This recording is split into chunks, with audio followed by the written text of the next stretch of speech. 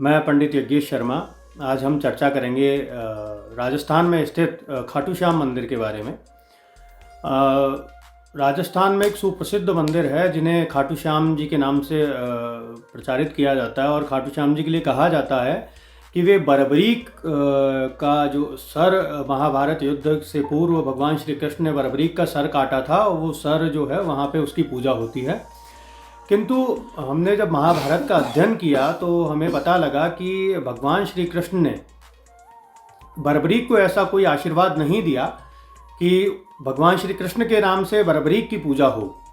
भगवान श्री कृष्ण ने बरबरीक का सर काटा तो बरबरीक ने भगवान श्री कृष्ण से ये वरदान मांगा कि हे भगवान, जब तक ये युद्ध महाभारत युद्ध हो तो मैं इसे देखना चाहता हूँ, इस धर्म युद्ध को मैं देखना चाहता हूँ, मैं इस धर्म युद्ध का साक्षी बनना चाहता हूँ। तो भगवान श्री कृष्ण ने उसके मस्तक को एक त्रिशूल नुमा त्रिकोणीय लकड़ी के डंडे पर टांग करके और उसे कहा कि आप एक पहाड़ी की चोटी पर रख दिया और उसे कहा कि यहाँ पे आप विराजमान होकर के और संपूर्ण धर्म युद्ध को देखिए और आप इसके साक्षी बनिए। भगवान श्री कृष्ण ने उन्हें वरदान दिया कि आप जब तक ये युद्ध धर्म युद्ध रहेगा तब तक आप जीवित रहेंगे, आपका ये जो मस्तक है ये जीवित रहेगा, आपके मस्तिष्क और मस्तक वाले जो अंग है ये कार्य करते रहेंगे।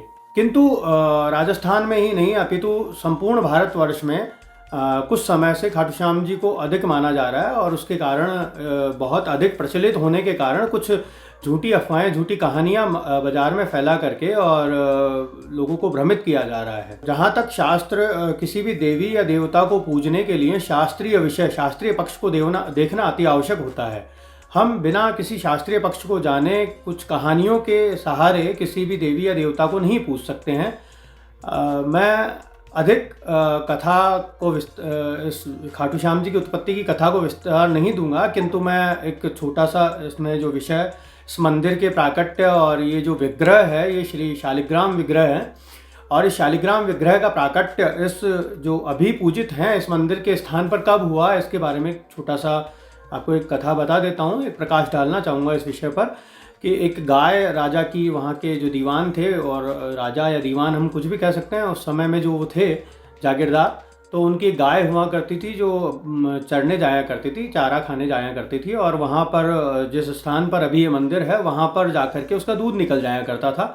तो ये पूर्व में कोई मंदिर जो भूस्खलन के दौरान अंदर भूगर्भित हो गया था, वहाँ पे श्री शालिग्राम भगवान जो है उपस्थित थे और उन्हें जो है गाय दूध का भोग लगाती थी। और राजा को जब ये पता लगा कि गाय का कोई दूध दोह लेता है तो राजा ने जांच करवाई तो पता लगा कि यहाँ पे आकर के गाय का दूध उसके थन से अपने आप जो है निकलने लगता है।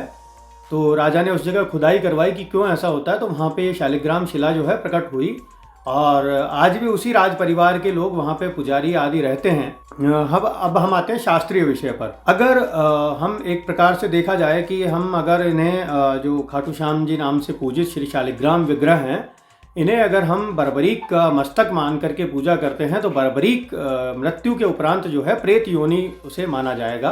तो भगवान श्री कृष्ण जो है भगवत गीता में स्वयं कहते हैं कि जो जिस प्रकार की उपासनाएं करता है उसी योनि को प्राप्त होता है। लेकिन भगवान श्री कृष्ण ऐसा कहते हैं भगवत गीता में कि जो जिस योनि में जो जिस प्रकार की साधनाएं या पूजा करता है वो उसी योनि को प्राप्त होता है। तो प्रेतों की पूजा का भगवान श्री कृष्ण ने स्वयं निषेध किया है। भगवान श्री कृष्ण कहते हैं सभी धर्मों को त्याग करके हे अर्जुन, तू केवल मेरी शरण में आ जा, अर्थात परब्रह्म की शरण में आ जा।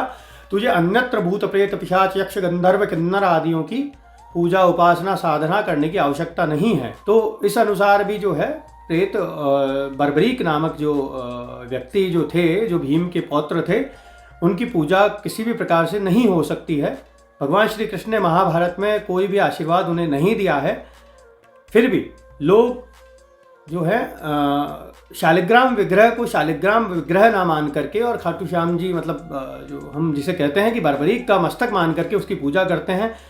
शालिग्राम शिला का जहाँ पे भी 7 समय आरती पूजा राग भोग होता है वहाँ पर शालिग्राम शिला जो है प्रत्यक्ष नारायण का स्वरूप हो जाती हैं और वो उनके चमत्कार आप कहीं भी देख सकते हैं जहाँ पे 7 समय की ठाकुर जी की पूजा आदि होती है। अब हम चर्चा करते हैं कि बरबरीक का जन्म जो हुआ, उसका जो परिवार था, जहाँ उसका लालन पालन हुआ, वो किस वर्ग से है, किस प्रकार से उसकी उत्पत्ति हुई है, तो उस विषय में हम थोड़ा प्रकाश डालने का प्रयास करेंगे। बरबरीक जो है वो घटोत्कच के पुत्र हैं और घटोत्कच जो हैं वो भीम के पुत्र हैं। बर्बरीक की माता भी यक्षिणी है और भीम की जो पत्नी जिनसे घटोत्कच अर्थात बर्बरीक के पिता का जन्म हुआ है यो भी यक्षिणी थी। तो यक्षिणियों के कुल में बर्बरीक जो हैं वो भीम के पौत्र अवश्य हैं, किंतु वो एक प्रकार से वर्ण संकर हैं, वो एक संकर प्रजाति है।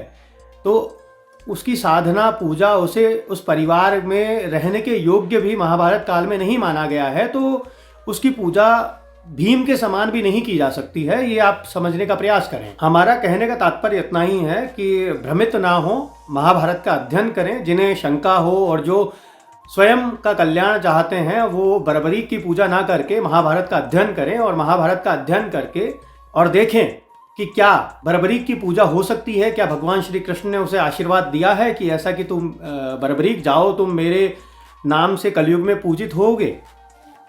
आप शोध करें, केवल टेलीविज़न और कुछ लोगों द्वारा लिखित पुस्तकों को पढ़ करके और उन पर विश्वास ना करें। मूल ग्रंथ जो है, जिस मूल ग्रंथ में उस पूरी कथानक का विवरण है, जहाँ पे वो जो महाभारत पुराण है, जहाँ से इन सब विषयों को आप देख सकते हैं, इन सब विषयों की सत्यता जान सकते हैं, उन ग्रंथों का अध्ययन करें। मैं ये नहीं कहता कि उस महाभारत के 6 भाग महाभारत को, इतनी बड़ी पुस्तक को आप पूरी पढ़ें, क्योंकि आजकल लोगों के पास समय नहीं होता है, किंतु मैं इतना अवश्य कहना चाहूँगा उस विषय, जहाँ पर वो विषय और वो प्रकरण है, उसे अवश्य देखें और लोगों में भ्रम ना फैलाएं और जिस प्रकार की साधनाएं पूजाएं शास्त्रोक्त हैं वही कृपया करें। हर हर महादेव। नमस्कार।